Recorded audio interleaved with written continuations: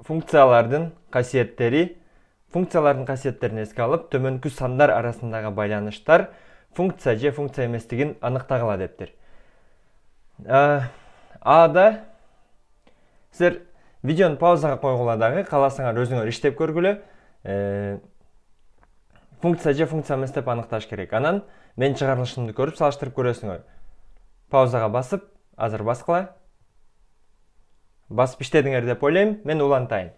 5 10го, 3 17ге, 13 -7ге эмне болуп атат экен? Багытталып атат экен. Демек, бул x деп, y деп түшүнсөк болот.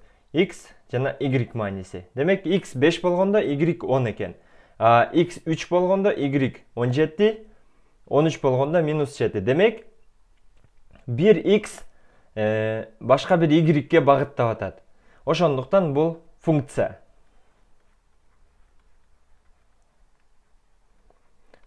Bir x bir гана y багыттап атат. Ошон үчүн бул функция. B-ны карайлы эми. 1 100гө багыттап атат. 1 x 1 y багыттап атат. Экинчи x бул дагы экинчи y бирок кайра эле 100гө багыттап атат. 6 0го багыттап атат. Бул функция эмеспи? Бул функция боло алат. Анткени эмне болуш керек эле? 1 x 1 y багыттаса боло берет. Мунун графиги болжолдуу түрдө мындай. Мисалы 0 болгондо 100дөн өтөт экен. Ал эми 1 болгондо дагы 100дөн өтөт экен. Анан 6 болгондо 0 y боюнча 0дөн өтүп калат экен. Ошондо мунун азыр мен кызыл менен чие турчу болсом,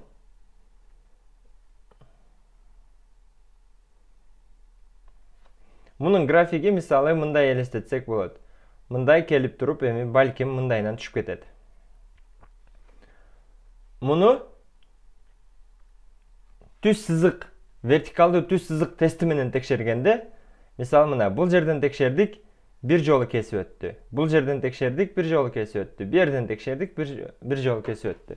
Эгер ушундай болгондуктан ар башка x-тардын мааниси 1 y барышы мүмкүн. Мисалы 1 дагы 100гө, 0 дагы 100гө, 6 дагы 100гө баары бере берсе боло берет.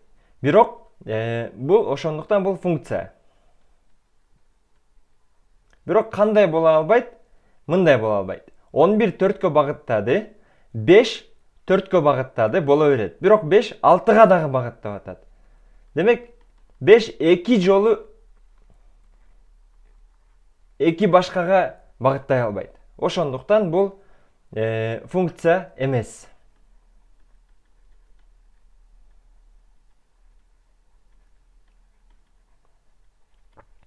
Ошондуктан функция эмес.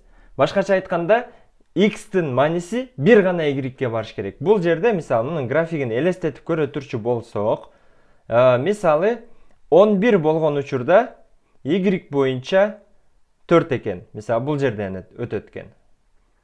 Болжолдуу түрдө. Ал эми x 5 болгон учурда y кайра 4төн өтөт экен. X 6 болгон учурда дагы x 5 болгон учурда 4төн дагы өтөт экен, 5 болгон учурда 6дан дагы өтөт экен. 6 деген мисалы бул жерде. Ошондо мунун графигин чийген аракет кылсак, элестетип уландысын. Мисалы эмне болуп калат? 5 болгон учурда 4 дагы, 6 дагы болуп жатат.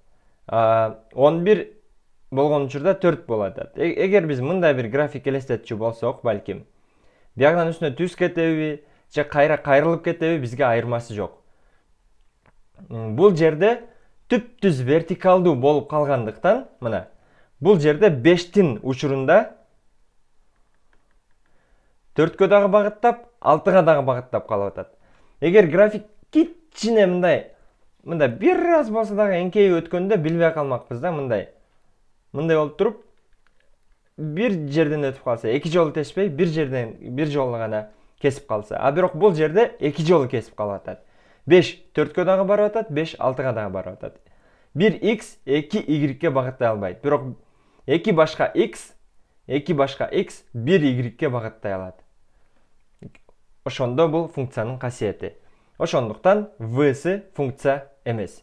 Эми кийинки видеодон биз функциялардын жалпы аныктамаларын дагы бир сыйра кайталагандан кийин төмөндө берилген функциялардын доменин жана диапазонун аныктаганды үйрөнөбүз.